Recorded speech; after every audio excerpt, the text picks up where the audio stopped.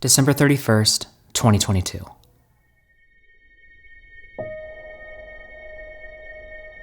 This year, like many others before, my mind has been in the sky, metaphorically and physically. 2022 started off with a New Year's party at Hannah's and Mariah's house. We were surrounded by great people, vodka, and partial nudity, but that's a normal Friday night, so what's new? What really kicked off my year, in the absolute best way possible, was an unexpected FaceTime call from my sister.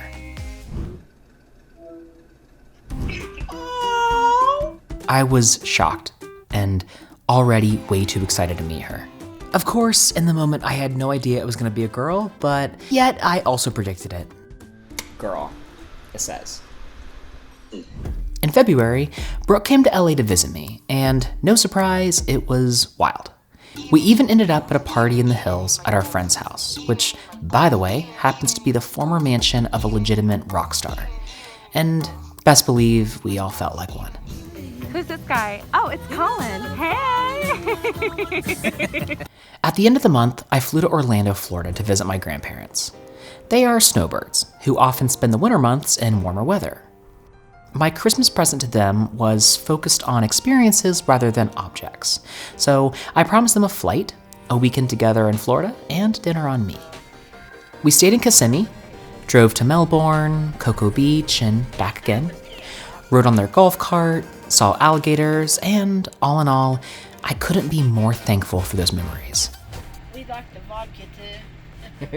We do like the vodka. Yeah, the rum. And the rum. And fortunately for me, I also got to see my other grandpa who was traveling through the area at the time.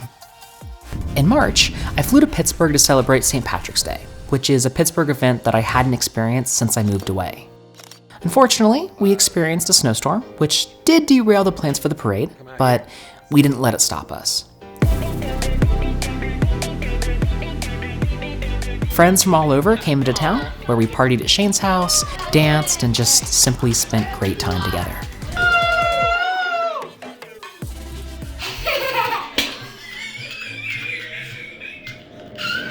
When I got back to LA, I rode a mechanical bull and fell off, and then got COVID for the first time. It was magical. In April, Shane and Sydney flew to LA, where we attended Cobretti and Brianna's wedding. The boys and I had a beach bonfire bachelor party, and attended the absolutely gorgeous ceremony in Downey, celebrating the even more gorgeous couple. A few weeks later, Kai and Jane came over to my apartment to dye eggs with me for Easter, and then we all went to the Cirque du Soleil show in downtown LA. In May, I drove up the coast to Santa Barbara and crashed with my cousin for the first time. The following night, I spent celebrating my friend Brian's birthday, literally crashing on the beach.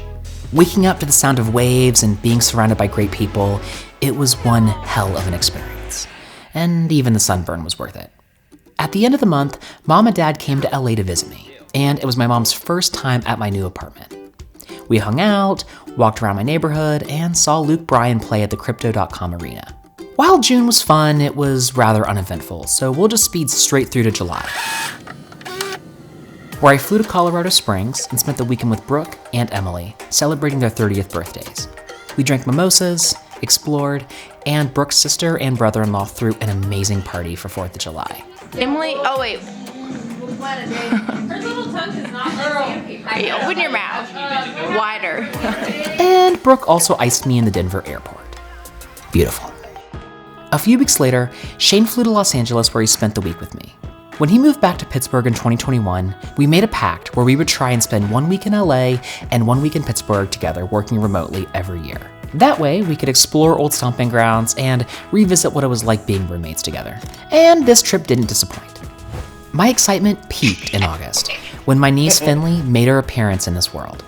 Although I couldn't be there at the hospital for her birth, I had plans to see her very soon. Hi, Finn. Just 2 weeks later, I flew to Pittsburgh, where Shane, Keith, and I drove to Marietta for the Stone Reel Festival and to meet my niece for the first time. Oh my goodness. Hi. And Finley, if you're watching this someday in the future, just know this was the moment that I started loving you unconditionally.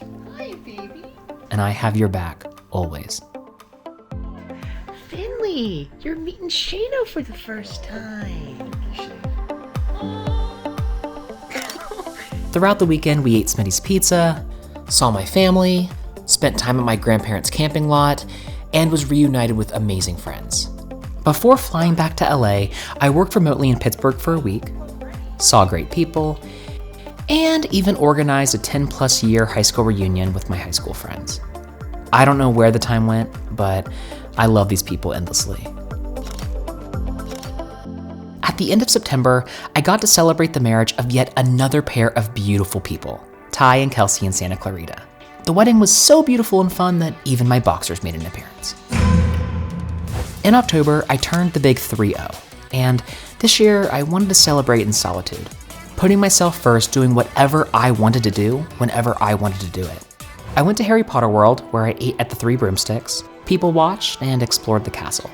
The next day, I went to my favorite LA restaurant, Saikai, where I ate mazamen, mochi, and even drank a birthday beer on the house.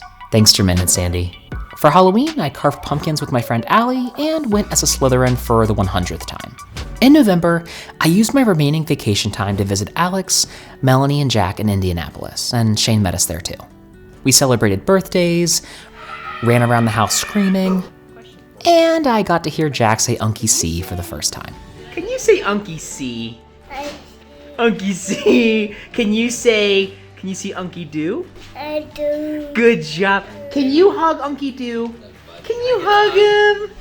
Can I get a hug? Thank you. I rode back to Pittsburgh with Shane, where I had a mental health getaway trip, where I spent time self-reflecting, writing adult slides, of course seeing more friends, and Mom and Dad even brought Finley up from Marietta to visit me. Since I spent so much of 2022 traveling, I initially planned for December to be laid back. I started the month by setting up my tree and doing my best to get into the festive spirits. But life is unexpected and oftentimes heart-wrenching. On December 8th, 2022, I got a call that no one ever wants to receive. My Uncle Bobby unexpectedly and suddenly passed away, and my family was left shaken. Thanks to the understanding and goodness of my boss's heart and having an emergency savings, I flew to Marietta on a whim for the funeral and to be an emotional support for my family. I worked remotely and just spent as much time soaking up memories that I didn't expect to receive, including more time with Finley. This year, I never ever thought that I would gain a niece or lose an uncle. Life is unexpected, and we truly don't know what tomorrow will bring. So if this year taught me anything, it's that. To be more in the moment and be appreciative of what you do have.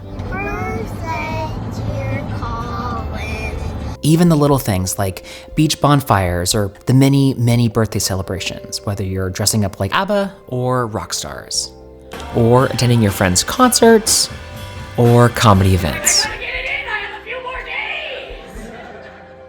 Or even simply spending time with your cat on the couch. I'm grateful for another year of memories and lessons, and I pray that I never forget them.